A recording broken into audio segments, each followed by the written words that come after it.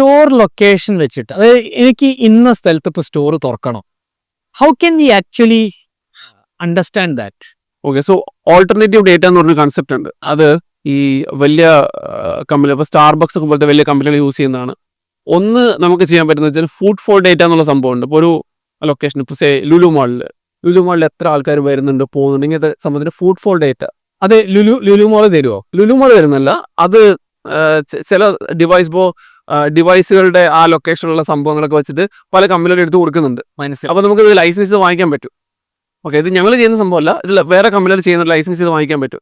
ആ ഒരു ഏരിയയിൽ ഒരു ആവറേജ് എത്ര പേര് ഒരു ദിവസം വരുന്നുണ്ട് എന്നുള്ള സംഭവം. കറക്റ്റ്. പിന്നെ ഇവരുടെ ഏജ് ഗ്രൂപ്പ്, ഓക്കെ, പിന്നെ അങ്ങനത്തെ കുറച്ച് സംഭവങ്ങളൊക്കെ പല ഡേറ്റ വെച്ചിട്ട് നമുക്ക് മനസ്സിലാവും. ഓക്കെ, ഈ സ്ഥലത്ത് ഈ ഗ്രൂപ്പിലുള്ള എത്ര പർച്ചേസിങ് പവർ ഉള്ള ആൾക്കാർ വരുന്നുണ്ട്, അപ്പം നമ്മളിവിടെ സ്റ്റാർബക്സിന്റെ സാധനം ഇട്ടിട്ടുണ്ടെങ്കിൽ സക്സസ്ഫുൾ ആവാൻ സാധ്യത ഉണ്ടെന്ന് നമുക്ക് മനസ്സിലാവും.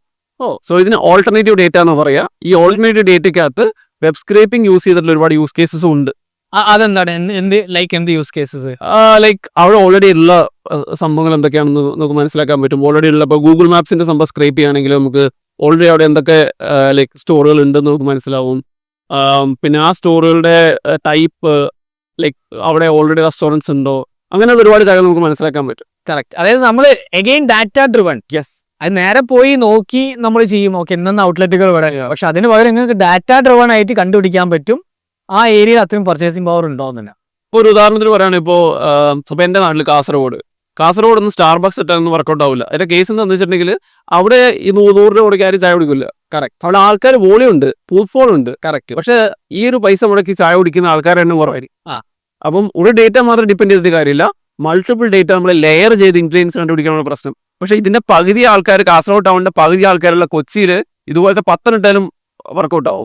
That's the difference. അപ്പൊ എങ്ങനെ നമുക്ക് പർച്ചേസിംഗ് പവർ ആക്ച്വലി മീൻസ് കുറച്ചുകൂടി ഒരു ഐഡിയ കിട്ടാൻ ഓഡിയൻസിന് പർച്ചേസിംഗ് പവർ ഉണ്ടോ എന്ന് എങ്ങനെ കണ്ടുപിടിക്കും normally? Again that depends on other data sources. For example info പാർക്കിന്റെ അടുത്താണെങ്കിൽ വിനോ, ഓക്കെ, ഇൻഫോ പാർക്കിൽ ഇത്ര പേരുണ്ട്, അവിടെ ഒരു 3 lakhിന് അടുത്ത് IT എംപ്ലോയീസ് ഉണ്ട്. So there taking an average take home salary of like what ever it is. അങ്ങനെ നമുക്ക് ഇസ് ദ ഡിഡക്ഷൻസ് ആണ് നമ്മൾ ഓരോരോ ലൈക്ക് സിഗ്നൽസും നമ്മൾ ഡിറൈവ് ചെയ്തെടുക്കുന്നതാണ്. ഓക്കെ, ഇതും എക്സാക്ട് സംഭവമല്ല. അത് നേരത്തെ പറഞ്ഞ പോലെ നമ്മൾ കോഴിക്കോട്ട് എവിടെയാണെന്ന് അറിയില്ല, പക്ഷേ കോഴിക്കോട്ടേക്ക് അത് പോകുന്ന നമുക്ക് അറിയാമെന്ന് പറയുന്ന പോലെയാണ്.